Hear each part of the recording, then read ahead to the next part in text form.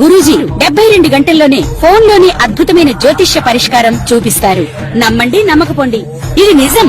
శ్మశాన కాళి రుద్ర చౌడీదేవి ఆరాధకులు నంబర్ 1 వశీకరణ స్పెషలిస్ట్. గురూజీ మనిషి పుట్టుక నుండి చనిపోయే వరకు వచ్చే అన్ని క్లిష్టమైన సమస్యలకు పరిష్కారం ఇక్కడ లభిస్తుంది. విద్య, ఉద్యోగం, వ్యవహారం, స్త్రీ ప్రేమ, పెళ్లి, సంతానం, స్త్రీ పురుష వశీకరణం, భూవశం, భార్యాభర్తల కలహాలు, కోర్టు సమస్యలు, విడాకుల సమస్యలు, చేతబడి, అప్పుల బాధ, ఇంకా మీకు ఎలాంటి సమస్యలు ఉన్నా 72 గంటల్లోనే శాశ్వత పరిష్కారం చేయబడును. శ్రీమన్ మహాగణాధిపతయే నమః. సాయినాథ పరబ్రహ్మణే నమః. విశ్వకర్మ పరబ్రహ్మణే నమః. సదానివృక్షస్య మూలాదివాసాత్ సుధాశ్రావిణం దిక్తమప్యప్రియంతం తరుం కల్పవృక్షాదికం సాధయంతం నమామీశ్వరం సద్గురుం సాయినాథం. ముఖ్యంగా మనము ప్రస్తుత కాలంలో వివాహ జీవితానికి సంబంధించి జ్యోతిష్శాస్త్ర రీత్యా ఒక్కొక్క రాశి వారు కొన్ని సందర్భాలలో అనుకోని కళ్యాణ సమస్యలను ఎదుర్కొంటూ ఉన్నారు. కొందరి జీవితాలలో కళ్యాణం కాలేదని ఒక సమస్య అయితే, కొందరి జీవితాలలో కళ్యాణం అయిన తర్వాత రీక్యాప్ తీసుకోండి. కొందరి జీవితాలలో కళ్యాణం అయిన తర్వాత సమస్యలతో ఇబ్బంది పడుతున్న వారిని మనం చాలామందిని గమనించాం. అటువంటి సందర్భంలో అసలు ఈ వివాహ జీవితానికి సంబంధించిన సమస్యలు ఏ ఏ గ్రహాల కారణంగా ఎదుర్కోవడం జరుగుతుంది, మనము కళ్యాణానికి సంబంధించి, పిల్లలకు సంబంధించి, భవిష్యత్తులో వివాహ జీవితానికి సంబంధించిన సమస్యలు రాకుండా ఉండడానికి ఏదైనా పరిహారం ముందుగా చేసుకునే అవకాశం ఉందా లేదా అన్న విషయాన్ని కూడా మనం తెలుసుకోవచ్చా, తెలుసుకునే అవకాశం ఉందా లేదా అనేది కూడా మనం ఇప్పుడు వివరంగా తెలుసుకుందాం. ప్రతి ఒక్క రాసుల వారికి వివాహం అంటేనే మానవ జీవితంలో తల్లిదండ్రుల దగ్గర వారి యొక్క పిల్లలు 25 సంవత్సరాలు ఎంతో గారాబంగా ఒక సెక్యూరిటీగా పిల్లలను పెంచడం జరుగుతుంది. తరువాత ఆడపిల్లలను ఒక జీవిత భాగస్వామికి అప్పగించేటప్పుడు అనేక రకాలుగా వారి యొక్క భవిష్యత్తుకు సంబంధించి పరిశీలించి జాతక పరిశీలన చేసి వివాహం చేయడం జరుగుతుంది. అయినప్పటికీ కొన్ని వివాహం అయిన తర్వాత సమస్యలతో ఇబ్బంది పడుతున్న వారిని మనం చాలామందిని గమనిస్తూ ఉంటాం. అటువంటి సందర్భంలో వివాహానికి సంబంధించిన సమస్యలు ఎదుర్కోకుండా ఉండాలి అనంటే కళ్యాణానికి ముందు ఏ ఏ గ్రహాలకు ఏ ఏ రాసులు వాళ్ళు ఎటువంటి పరిహారాలు ఆచరిస్తే వివాహ జీవితంలో సమస్యలు లేని జీవితాన్ని పొందుతారు అన్న అంశాన్ని మనం వివరంగా తెలుసుకునే ప్రయత్నం చేద్దాం. ప్రత్యేకంగా మానవ జీవితంలో విద్య, ఉద్యోగం, తరువాత కళ్యాణం. ప్రతి తల్లిదండ్రులు మంచి విద్యను అందిస్తారు. ఒక మంచి ఉద్యోగాన్ని కల్పించడానికి విద్య ద్వారా మనకు అన్ని రకాల సదుపాయాలు, అవకాశాలు కల్పిస్తారు.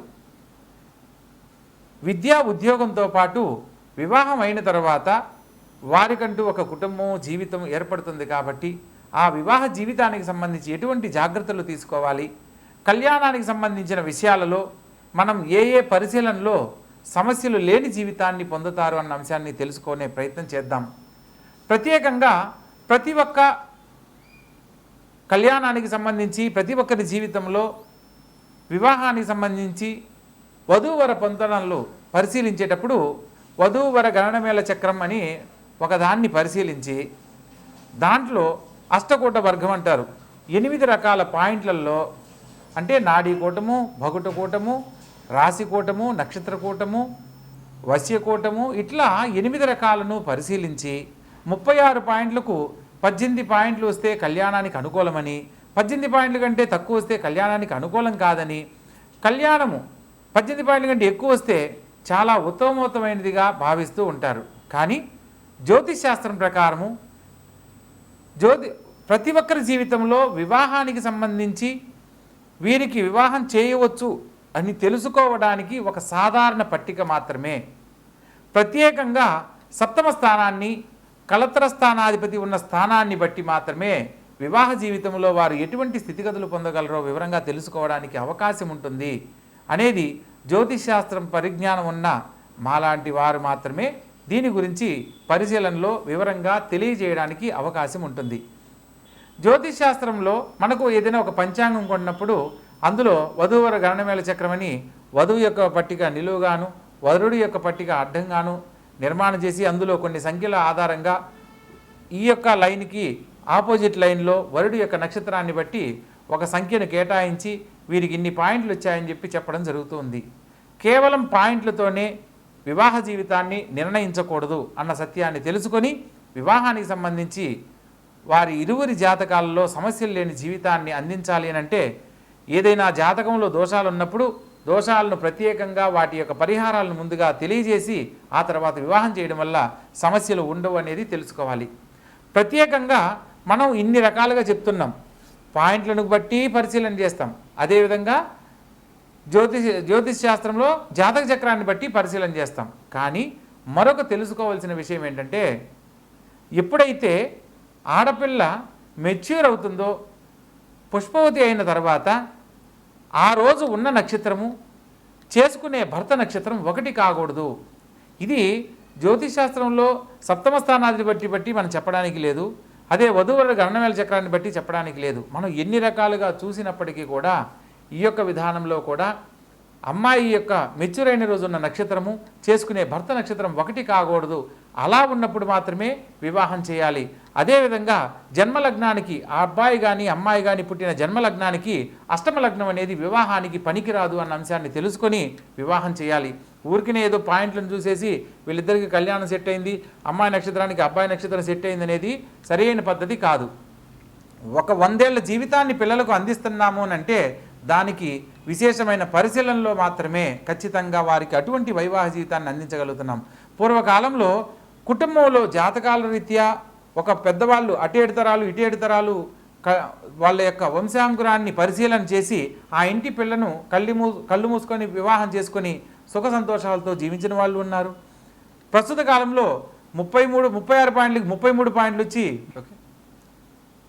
మా అమ్మాయికి జాతక చక్రం చూసామండి 36 పాయింట్లకి 33 పాయింట్లు వచ్చాయి, చాలా అద్భుతమైన సంబంధం అని చెప్పి అంటారు.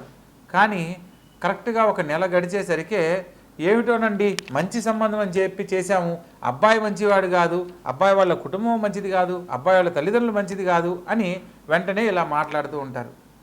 కొందరు తల్లిదండ్రులు అయితే ఎన్ని సంబంధాలు చూసినా పిల్లలకు కుదరట్లేదని సిద్ధాంతం తెలిసిన వారి దగ్గరికి వచ్చి గురువుగారు ఎలాగైనా మా అమ్మాయికి చాలా అంటే 1.5 సంవత్సరం తర్వాత ఈ సంబంధం వచ్చింది, ఎలాగైనా మీరు ఓకే చేయండి, మా అమ్మాయికి పెళ్లి చేయాలనుకుంటున్నాము అని చెప్పి అంటారు.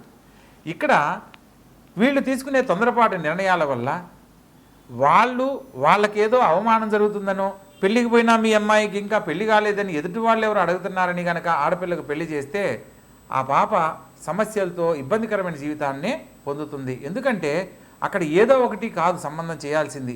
ఆ అమ్మాయికి ఒక 100 ఏళ్ల జీవితాన్ని ఇస్తున్నామనంటే 1-10 సార్లు ఆలోచించి చేయాలి. ఇక్కడ తొందరపాటు నిర్ణయాల వల్ల కొందరి జీవితాల్లో సమస్యలు ఎదుర్కొంటుంటే మరికొందరి జీవితాలలో వివాహానికి సంబంధించి ఈ యొక్క వధూవరుల గణనవేల చక్రాన్ని చూసి మా అమ్మాయికి ఈ సంబంధం ఓకే అవుతుందండి, చాలా బాగుంది, అబ్బాయి వాళ్ళ కుటుంబం చాలా బాగుంది అని చెప్పి చేసేసి తర్వాత ఇబ్బంది పడుతున్న వాళ్ళని మనం గమనిస్తూ ఉంటాం. ఇక ఇటువంటి సమస్యలు రాకుండా ఉండడానికి ప్రతి ఒక్కరూ కూడా ఈ యొక్క వీడియో ద్వారా కొన్ని విషయాలు ఒక్కొక్క రాశుల వారిగా తెలుసుకునే అవకాశాన్ని కల్పించాలనే సంకల్పంతో ఈ యొక్క వీడియో చేయడం జరుగుతుంది. ప్రతి ఒక్కరూ ఈ యొక్క వీడియోని చివరి వరకు చూడండి, మరిన్ని వివరాలు తెలుసుకోండి. మీకు ఏదన్నా సందేహాలు ఉంటే కామెంట్ రూపంలో తెలియజేయండి, వాటి మీద కూడా మరిన్ని వీడియోలు చేయడం జరుగుతుంది.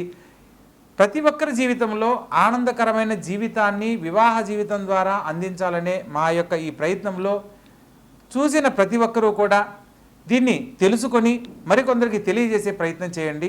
ఇక ఒక్కొక్క రాశుల వారిగా మనం వివరంగా తెలుసుకుందాం. ధనుస్సు రాశి.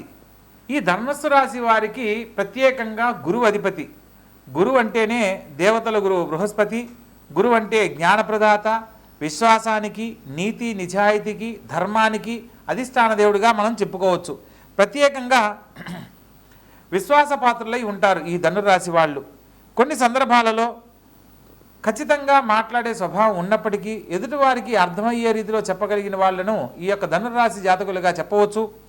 ప్రత్యేకంగా వీరి యొక్క జీవితంలో దాంపత్య జీవితానికి సంబంధించి కళ్యాణానికి సంబంధించిన పరిశీలనలో కానీ లేదా వివాహం సంబంధించిన పరిశీలనలో కానీ గురుగ్రహ ప్రభావం ఎక్కువగా ఉంటుంది.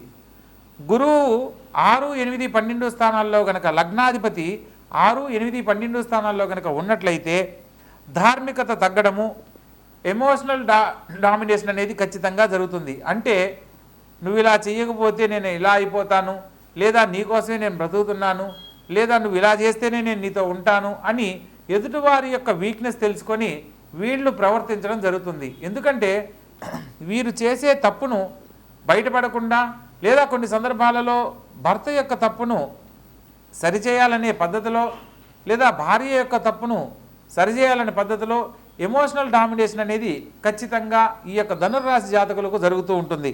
ప్రత్యేకంగా ఈ రాశి వారికి కొత్త కొత్త ఆలోచనలతో నూతన జీవితాన్ని పొందడానికి, దాంపత్య జీవితంలో సంతోషాలని పొందలేనప్పుడు ఇతరులపై ఆలోచన పెంచుకుంటారు. కొన్ని సందర్భాలలో కొంతమందికి మాత్రమే ఇది జరుగుతుంది. ప్రత్యేకంగా గురుబలం అనేది లేని వారికి, పాపగ్రహాల దృష్టి అధికంగా ఉన్న వాళ్లకు వారి యొక్క ఆలోచన ప్రక్కదోవ పట్టడానికి అవకాశం ఉంటుంది. కాబట్టి వీలైనంత వరకు ప్రతి ఒక్క విషయంలో ఆలోచించి నిర్ణయం తీసుకోవాలి. ఈ యొక్క కుజుడు శుక్రుడితో కలిసినందువల్ల కూడా ఈ యొక్క పాపగ్రహాలతో సంబంధం వల్ల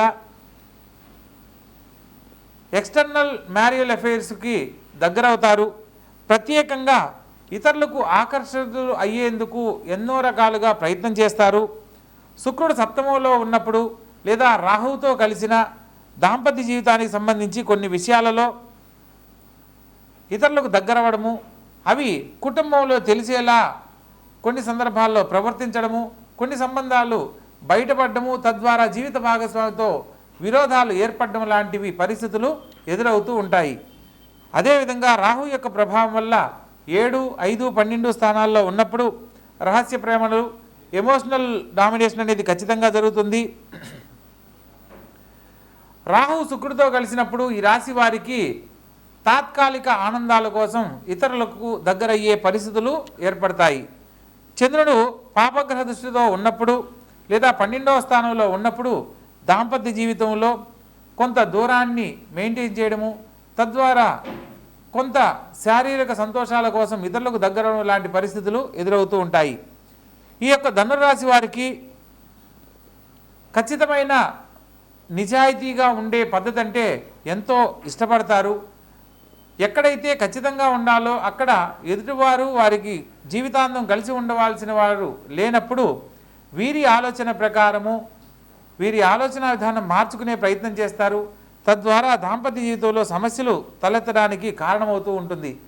ఆధ్యాత్మిక చింతనతో భగవంతునికి దగ్గరయ్యే ప్రయత్నం చేయడము, భగవంతునికి సంబంధించిన కార్యక్రమాల్లో పాల్గొనడం లాంటి ప్రయత్నాల వల్ల జీవిత భాగస్వామితో ఏర్పడిన సమస్యలన్నీ తొలగిపోయేందుకు కారణమవుతాయి.